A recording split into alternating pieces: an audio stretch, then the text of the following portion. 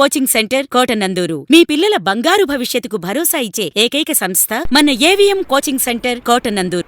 తిరుమల లడ్డూపై విష ప్రచారంతో నారా చంద్రబాబు నాయుడు చేసిన పాపానికి ప్రక్షాళన కోసం కోటనందూరు మండలం పాతకొట్టం గ్రామంలో శ్రీ వెంకటేశ్వర స్వామి ఆలయంలో వైఎస్ఆర్సీపీ నేతలు పూజలు. కాకినాడ జిల్లా తూని నియోజకవర్గం కోటనందూరు మండలం పాతకొట్టం గ్రామంలో రాష్ట్ర మాజీ మంత్రివర్యులు శ్రీ దాడిశెట్టి రాజా, వైఎస్ఆర్సీపీ సీనియర్ నాయకులు శ్రీ యనమల కృష్ణుడు ఆధ్వర్యంలో పూజలు నిర్వహించారు. ఈ కార్యక్రమంలో ఆయన మాట్లాడుతూ మహాప్రసాదంపై రాజకీయం చేయడం తగదని, ఎంతో పరమ పవిత్రమైన ఆలయం, ప్రపంచంలోనే గొప్ప దేవుడిగా వెలుగొందుతున్న వెంకటేశ్వర స్వామివారి మహాప్రసాదంపై రాజకీయం చేయడం తగదన్నారు.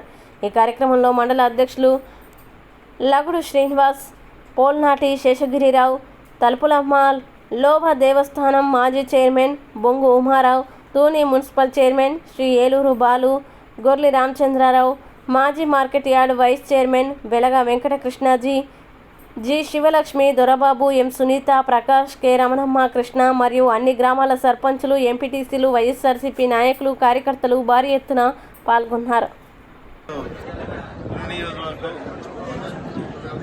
వెంకటేశ్వర గుడిలో చంద్రబాబు నాయుడికి మంచి బుద్ధి ప్రసాదించాలని చెప్పేసి పూజలు చేయడం జరిగింది.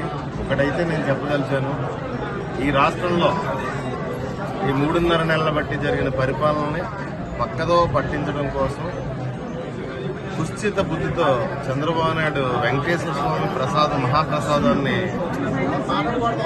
మీద అబాండాలు వేసి తన పరిపాలనలో డొల్లతనాన్ని పక్కదారి పట్టించుకోవడం కోసం ఒక ప్రయత్నం చేశాడు.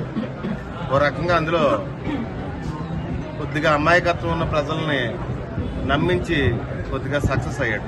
కాకపోతే నిన్నటి రోజునే జగన్మోహన్ రెడ్డి గారు ఎప్పుడైతే తిరుపతి వెళ్తానో దర్శనం చేసుకుని నేను మాట్లాడతాను అని చెప్పేసి అనగానే ఆయనకి పర్మిషన్ లేదని నోటీసులు ఇవ్వడం జరిగింది. అంటే ఈ రాష్ట్రంలో దేవదేవుడిని దర్శించుకోవడానికి మాజీ ముఖ్యమంత్రికి పర్మిషన్ కావాలా, దేవుడిని దర్శించుకోవడానికి పర్మిషన్ కావాలా? పర్మిషన్ లేదని చెప్పి నోటీసులు ఇవ్వడం జరిగింది. అక్కడ పూర్తిగా శాంతి భద్రతలు విద్యుత్తం కలిగించేలాగా ముఖ్యమంత్రి గారి ఆధ్వర్యంలో పక్క రాష్ట్రాల నుంచి కూడా జనాలను తీసుకొచ్చి శాంతి భద్రతలు విఘాతం కలిగించేలాగా ఒక ప్రయత్నం కూడా జరిగింది. దానివల్ల మా నాయకుడు తన పర్యటనని ఒక రోజు 2-3 రోజులు వాయిదా వేసుకోవడం జరిగింది. అదేవిధంగా తన నికృష్ట రాజకీయానికి దేవుడి తాలూకు మహాప్రసాదాన్ని అడ్డుపెట్టుకున్న చంద్రబాబు నాయుడికి బుద్ధి ప్రసాదించాలని దేవుడిని కోరుకుంటున్నాం. ఇక్కడ డిక్లరేషన్ సమస్య కాదు, ఇది డిక్లరేషన్ సమస్య కాదు. మహాలడ్డు ప్రసాదం గురించి చంద్రబాబు నాయుడు అబాండాలు వేసాడు. ఇప్పుడు మళ్ళీ కొత్తగా డిక్లరేషన్ తీసుకుని సబ్జెక్ట్ పక్కదారి పట్టించడానికి చూడొద్దు. అసలు అబాండాలని అందరూ తిడుతున్నారు, ప్రజలందరూ కూడా. దేవుడిని రాజకీయాలకు ఉపయోగించుకుంటాడు. అవతలు ఉండే భవనాలు, ప్రదేశాలు, అదేవిధంగా హిందూ మతమే కాకుండా క్రిస్టియన్సీ, ముస్లిమ్స్ కూడా వాళ్ళ యొక్క బోధన ద్వారా దైవభక్తి కలగజేసే సాంప్రదాయం మనకి పురించి ఉంటుంది.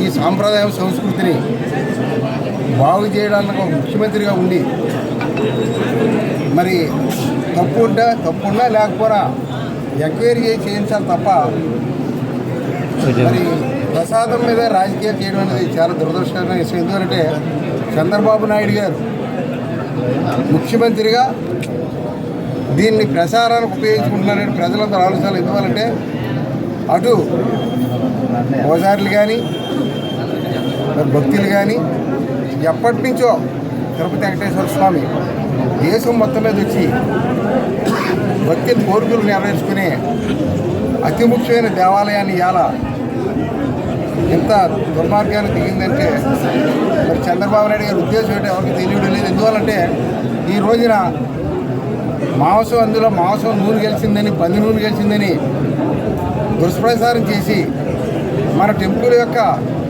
పరువు ప్రతిష్టని దిగజార్చడానికి చంద్రబాబు నాయుడు గారు స్వార్థానికి చూసాడు తప్ప రాజకీయంగా ఇటువంటి పనులు మనం ప్రచారం చేయకూడదు.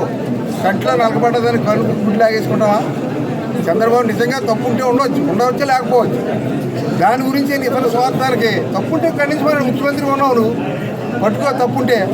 అంతేగాని ఇల్లెక్కి ప్రచారం చేస్తారా ఒక దేవుడి గురించి? అంటే నువ్వు ముఖ్యమంత్రిగా ఉండి జగన్మోహన్ రెడ్డి గారిని తట్టుకోలేక ఆయన్ని అన్ని విధాలు అనుపాపరాలు చేయాలని ప్రయత్నించారు. కానీ ఈ విషయంలో మాత్రం తప్పనిసరిగా ఆ ప్రభుత్వం పరువు ప్రతిష్ట పాటు చేసుకుంది. ఎందువల్లంటే ఈరోజు భక్తులందరూ కూడా ఎంతోమంది భక్తులు మరి